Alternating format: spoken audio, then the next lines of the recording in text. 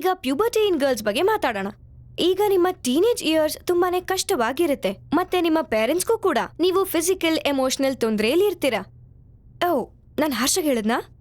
Okay, ಅದು entirely ನಿಮ್ಮ ತಪ್ಪು ಅಂತ ನಾನು ಹೇಳಲ್ಲ, ಯಾಕಂದ್ರೆ ನೀವು ತುಂಬಾ ಹಾರ್ಮೋನಲ್ ಚೇಂಜಸ್ಗೆ ಒಳಗಾಗಿರ್ತೀರಾ. ಅದು ನಿಮ್ಮ ಪೇರೆಂಟ್ಸ್ ನ ತಪ್ಪು ಅಂತ ಕೂಡ ನಾನು ಹೇಳಕ್ ಆಗೋದಿಲ್ಲ. ಈಗ ನಾವು ನೋಡೋಣ ನಿಮ್ಮ ಬಾಡಿಲಿ ಯಾವ ರೀತಿ ಚೇಂಜಸ್ ಆಗುತ್ತೆ ಅಂತ.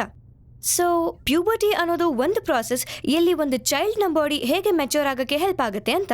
ಅದು ಫರ್ಟಿಲೈಸೇಷನ್ ಮತ್ತೆ ರಿಪ್ರೊಡಕ್ಷನ್ಗೆ ಕೇಪಬಲ್. ಹಾರ್ಮೋನಲ್ ಸಿಗ್ನಲ್ಸ್ ನ ಮೂಲಕ ಗೋಚರಿಸುತ್ತೆ. ಅದು ಲಿಬಿಡೋನ ಟ್ರಿಗರ್ ಮಾಡುತ್ತೆ. ಅದು ನಿಮ್ಮ ಸೆಕ್ಸ್ ಡ್ರೈವ್ ಮತ್ತು ಗ್ರೋತ್ ಅಂಡ್ ಟ್ರಾನ್ಸ್ಫಾರ್ಮೇಶನ್ಗೂ ಕೂಡ. ಅದು ನಿಮ್ಮ ಮೂಳೆ, ಚರ್ಮ, ಕೂದ್ಲು, ರಕ್ತ, ಬೇಸಿಕಲಿ ಎಲ್ಲವೂ.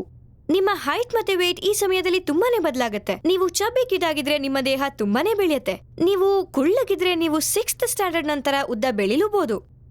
ಪ್ಯೂಬರ್ಟಿ ಗರ್ಲ್ಸ್ ನಲ್ಲಿ ಯೂಶಲಿ ಶುರು ಆಗೋದು 10 ರಿಂದ 12ನೇ ವಯಸ್ಸಿನ ತನಕ. ಆದ್ರೆ ಹುಡುಗರಿಗೆ ಅದು ಲೇಟ್ ಆಗುತ್ತೆ. ಹುಡುಗಿರಿಗೆ ಅದು ಮುಂಚಿತವಾಗಿ ಆಗಿರುತ್ತೆ. ಸೊ ಹುಡುಗಿರೆ, ನಿಮ್ಮ ಕ್ಲಾಸ್ ಅಲ್ಲಿರೋ ಎಲ್ಲಾ ಹುಡುಗರಿಗಿಂತ ನೀವೇ ತುಂಬಾ ಉದ್ದ ಇದ್ರೆ ಚಿಂತೆ ಬೇಡ. ಸಾಕಷ್ಟು ಬಾರಿ ಹುಡುಗರು 10ನೇ ಕ್ಲಾಸು ಇಲ್ಲ 11ನೇ ಕ್ಲಾಸಲ್ಲಿ ಬೆಳೀತಾರೆ. ಇದ್ರಲ್ಲಿ ಡಿಲೇಡ್ ಪ್ಯೂಬರ್ಟಿ ಇದೆ, ಇಲ್ಲಾಂದ್ರೆ ಅರ್ಲಿ ಆನ್ಸೆಟ್ ಪ್ಯೂಬರ್ಟಿ ಇದೆ. ನಾವು ಆಕ್ಚುಯಲ್ ಚೇಂಜಸ್ ನ ನೋಡೋಣ. ಮೊದಲನೇ ಫಿಸಿಕಲ್ ಸೈನ್ಸ್ ಅದು ಗ್ರೋಯಿಂಗ್ ಬ್ರೆಸ್ಟ್.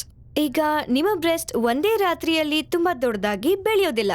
ಆದ್ರೆ ಸೋರ್ನೆಸ್, ಏರಿಯೋಲೆಸ್ ಡಾರ್ಕ್ನೆಸ್ ಅದೆಲ್ಲ ಪ್ಯೂಬರ್ಟಿಯ ಒಂದು ಅಂಶ.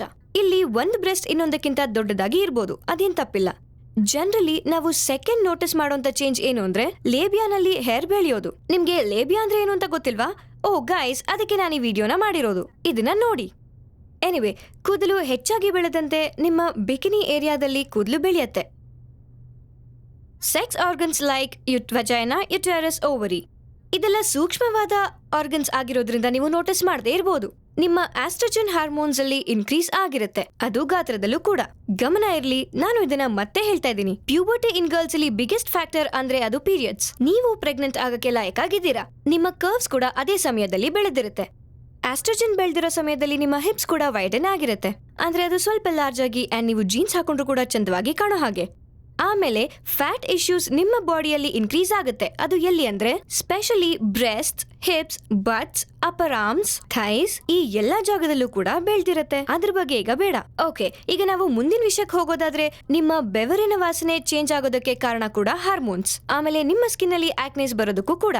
ಇಷ್ಟೊತ್ತು ಹೇಳಿದ್ದು ಫಿಸಿಕಲ್ ಸ್ಟಫ್ ಬಗ್ಗೆ. ನಾನಿವಾಗ ಹೇಳ್ತಾ ಇದ್ದೀನಿ ಎಮೋಷನಲ್ ಸ್ಟಫ್ ಬಗ್ಗೆ.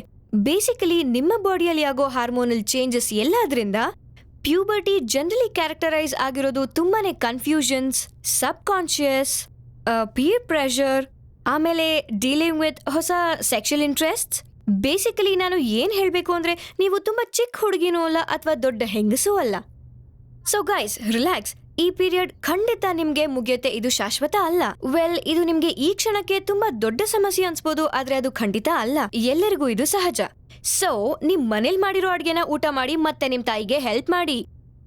ಎನಿವೆ, ನಾನು ಇವತ್ತಿಗೆ ಈ ಎಪಿಸೋಡ್ನ ಇಲ್ಲಿ ಮುಗಿಸ್ತಾ ಇದ್ದೀನಿ. ಆಮೇಲೆ ಖಂಡಿತ ಫೀಲ್ ಫ್ರೀ, ನೀವು ನಮ್ಗೆ ಇಮೇಲ್ ಮಾಡಿ, SMS ಮಾಡಿ, ಅಂಡ್ ಮರಿಬೇಡಿ ನಮ್ಗೆ ಸಬ್ಸ್ಕ್ರೈಬ್ ಮಾಡೋದಕ್ಕೆ. ನಾನೀಗ ಹೊರಡೋ ಸಮಯ ಆಗಿದೆ.